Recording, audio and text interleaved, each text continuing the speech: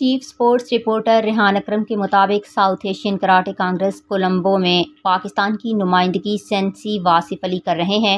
کولمبو، سری لنکا میں south Asian karate federation کی سالانہ کانگریس جاری ہے، جس میں پاکستان کی نمائندگی سینسی واصف علی کر رہے ہیں۔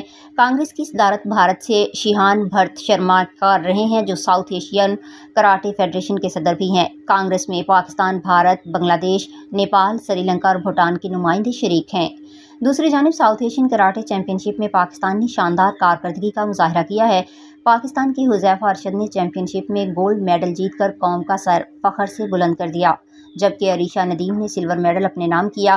اب تک پاکستان کے حصے میں 7 برونز میڈل بھی آ چکے ہیں، جن کے فاتحین میں سائرش تصدق، سمرہ اعجاز، حسنین جمیل، محمد ارشد، عبدالہادی، عبدالرحمان اور ٹیم کمیتے شامل ہیں۔